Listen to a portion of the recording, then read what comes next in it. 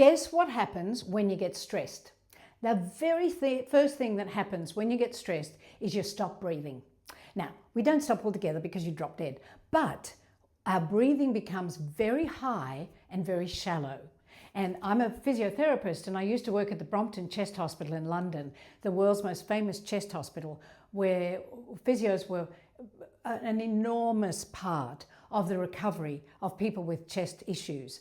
And of course, when you get status asthmaticus, meaning you go into a permanent state of asthmaticus, not only can it kill you because you start to breathe higher and higher and higher and shallower and shallower and shallower until you stop breathing.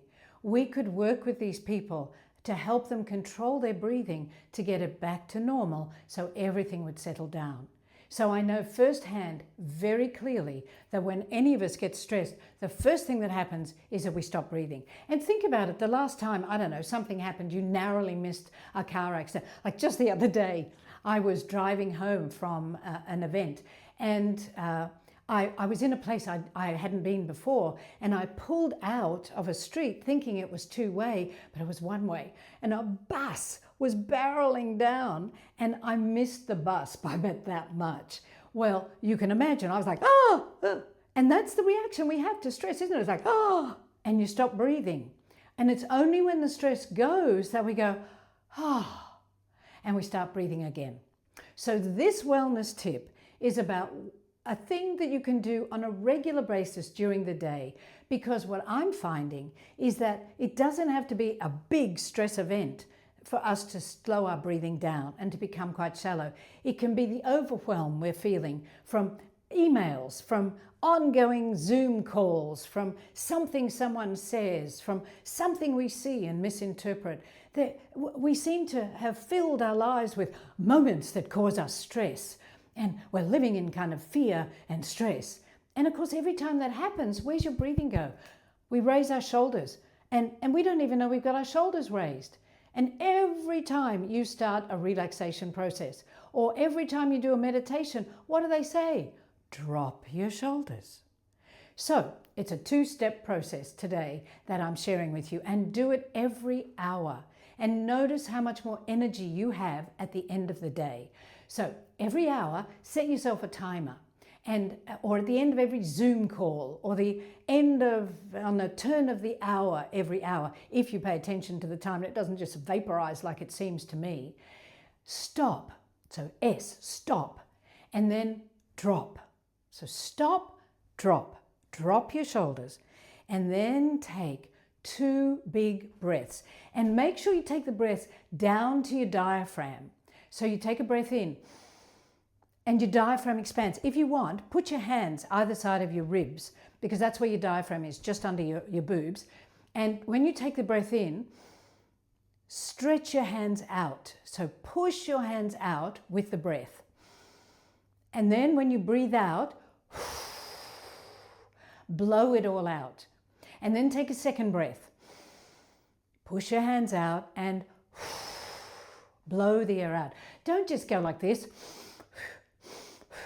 Blow the air out, because that helps get rid of some of the toxins that you're storing up in the body. Now, how long did that take? Just stop, drop, and breathe. Not long. And if you start to do that in your day, every hour if you can, or as often as you remember. I mean, set a timer 4 times a day. At least do it that often. At the end of the day, when you're finishing work, stop, drop, and then 2 big diaphragmatic breaths. Take more breaths if you like, the more the better. Because what happens when you breathe very high and shallow, you are bringing in less oxygen. And the brain takes more oxygen in the body than any other organ. And so when you're really stressed, you can't think clearly. Even if you're a bit stressed, you can't think clearly because you're not getting oxygen to the brain. And the entire body, every cell in your body runs on oxygen. So if you're not getting enough oxygen into your system, nothing is working well. So breathing, because we do it automatically and we never even think about breathing, is something we never think about. And so we don't pay attention to it. So from this day forward, start to pay attention to your breathing.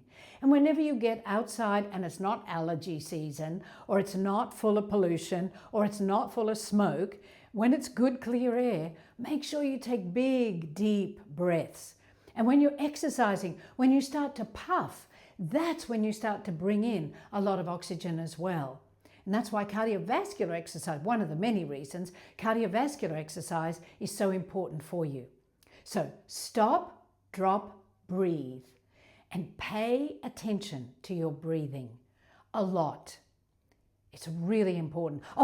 And if you have children, or you know a child who's going into any exam, or you have an adult who's going into an exam or a test of some sort, you know they're going to be like this, breathing up here with high shoulders. So teach them the stop, drop, breathe process and get them to do that 3 or 4 times before they go into the test or the exam.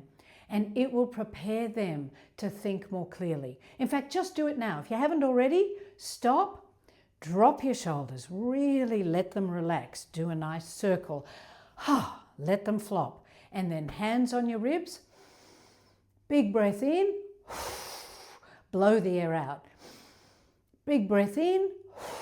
Blow the air out. And see how you feel. There you go. See ya. Always look on